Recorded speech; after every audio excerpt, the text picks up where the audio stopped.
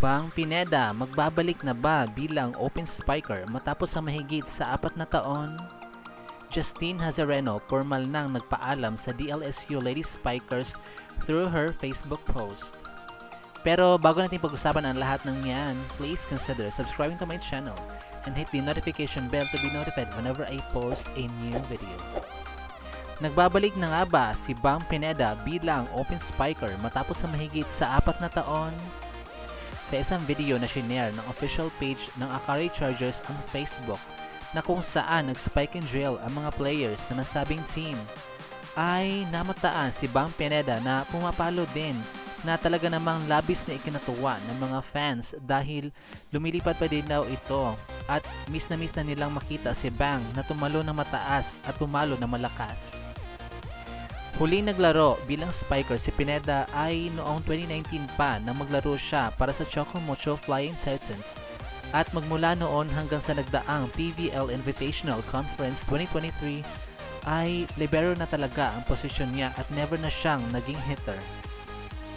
Nasabi din ni Bang dati back in 2021 during her interview in Volleyball DNA with Anton Rojas nang tinanong siya kung saan ba siya mas masaya sa pagiging spiker ba or pagiging libero. Sinagot naman niya kaagad na namimiss din niya maging spiker dahil feeling niya kayang-kaya niya pa din talaga.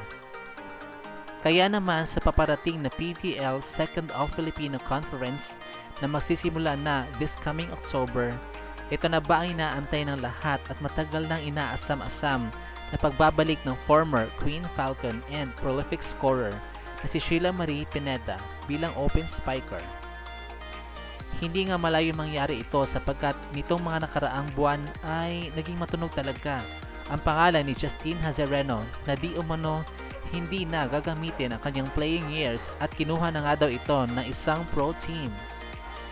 At tinuturo si Tita Mosey Ravenna na team manager ng Akari Chargers na siya di umano ang kumausap kay Justine para maglaro sa kanilang team na siya namang pinabulaanan later on.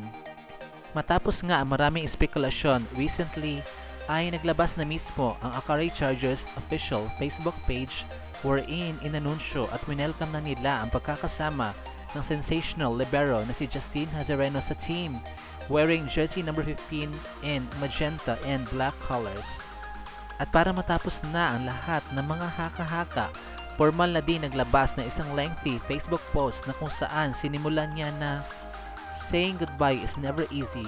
It signifies the end of a chapter and the start of a new one. As I am reminded of a quote by Winnie the Pooh, how lucky I am to have something that makes saying goodbye so hard. You all have made it hard for me, but I embrace the memories, the lessons, and the love we shared. At winakasan ang kanyang post sa pagsabi ng I may have left the DLSU community, but my heart will always hail the alma mater. Justine Hazareno, jersey number 5, once a lady spiker, always a lady spiker. Noong una ay madami pa ang nalungkot sa kanyang pag-alis sa DLSU community kahit na may playing years pa siyang natitira. But this time around, mas madami na ang nag-good luck sa kanya para sa kanyang panibagong journey sa professional league. Sa kadahilanan nga na meron na bagong recruit na promising and talented libero, ang Akari Chargers sa ngalan ni Justine Hazareno na nasa peak pa ang laro, sanay na sanay sa pagiging babad sa court at bihira lang talaga palitan. Posible kayang maging solo libero siya at iasa sa kanya ang depensa sa likod para maging open hitter ulit si Bang? Or libero pa din ang lalaroan na posisyon ni Pineda at magiging kapalitan niya si Hazareno? O di naman kaya ay isa sa kanila nakatoka sa reception at ang isa naman ay focus sa digging? Yan ang ating aabangan sa susunod na buwan, knowing Coach De Brito's system na maraming pasabog at hindi niya pa rin talaga mahanap-hanap ang kanyang solid starting six. Samantala, nabanggit din ni Justine Hazareno sa isang interview na isa sa rason kung bakit kailangan na niya maglaro sa professional league ay dahil kailangan niyang suportahan ang kanyang family. At dito na nga po nagtatapos sa ating video. Thank you so much for watching. Huwag niyo po kalimutan mag-subscribe sa aking channel to be in the know about the latest snippets regarding Premier Volleyball League. Bye!